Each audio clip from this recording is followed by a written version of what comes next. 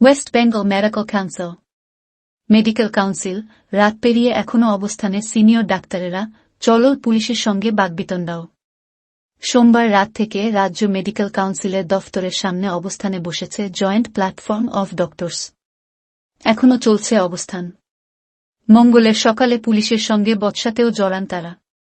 রাজ্য মেডিকেল কাউন্সিলে ফিরেছেন অভিক দে এবং বিরূপাক্ষ বিশ্বাস।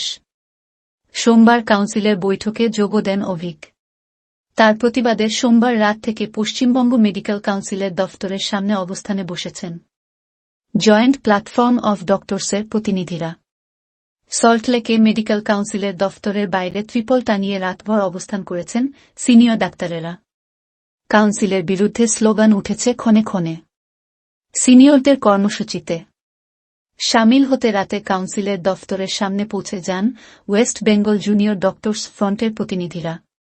অভিক, বিরূপাক্ষদের কাউন্সিলের বৈঠকে যোগ দেওয়ার উপর নিষেধাজ্ঞা কেন প্রত্যাহার করা হয়েছে তা নিয়ে বারবার প্রশ্ন ওঠে অবস্থানস্থল থেকে। বিক্ষুব্ধ চিকিৎসকদের দাবি, মঙ্গলবার অভিক কাউন্সিলের দফতরে আসতে পারেন, কিন্তু তার চাইছেন না অভিক কাউন্সিল দফতরে প্রবেশ করুন। তাই এখনও সেখানে অবস্থান চালিয়ে যাচ্ছেন তারা। অবস্থানরত চিকিৎসকদের অভিযোগ, অবস্থানস্থলে তাদের টাঙানো ত্রিপল খোলার জন্য চাপ দিচ্ছে পুলিশ।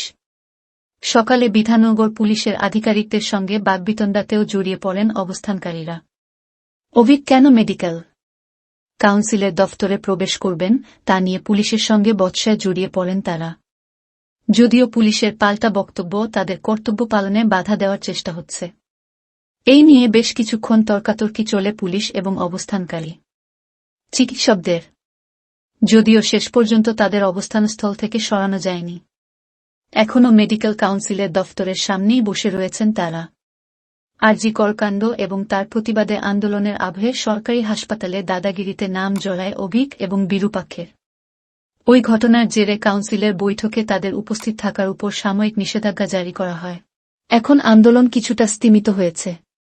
এই পরিস্থিতিতে সোমবার কাউন্সিল অভিক ও বিরূপাক্ষের বৈঠকে উপস্থিত থাকার উপর নিষেধাজ্ঞা প্রত্যাহার করে নেয়। কাউন্সিলের বক্তব্য, দুজনের বিরুদ্ধেই আইনের ভিত্তিতে ওই পদক্ষেপ করা হয়নি। তখনকার পরিস্থিতিতে ওই পদক্ষেপ করা হয়।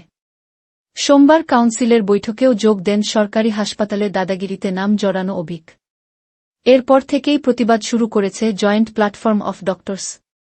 কাউন্সিলের আগের নির্দেশিকা কি তাহলে ভাওতা ছিল, তা নিয়েও প্রশ্ন জয়েন্ট প্ল্যাটফর্মের চিকিৎসকদের। সোমবার রাতে মেডিকেল কাউন্সিলের সামনে অবস্থানস্থলে পৌঁছে যান দেবাশিস হালদার, কিঞ্জল নন্দসহ আন্দোলনকারী জুনিয়র ডাক্তারেরা। কাউন্সিলের সিদ্ধান্তের প্রতিবাদ জানাচ্ছেন তারাও। দেবাশিসের অভিযোগ, আন্দোলন কিছুটা স্তিমিত হওয়ার সুযোগ নিয়েই এই পদক্ষেপ করেছে রাজ্য মেডিকেল কাউন্সিল। তার মতে, অভিক এবং বিরূপাক্ষকে ফিরিয়ে এনে কাউন্সিল আন্দোলনকারীদের বোঝাতে চাইছে তারা আন্দোলনকে পাত্তা দেবে না, ভয়ের রাজনীতি বজায় রাখা হবে, এই বার্তাও দেওয়ার চেষ্টা হচ্ছে বলে সংশয় দেবাশিসের। গত 9 অগস্ট আরজি কর হাসপাতালে চিকিৎসক পড়ুয়ার দেহ উদ্ধার হয়।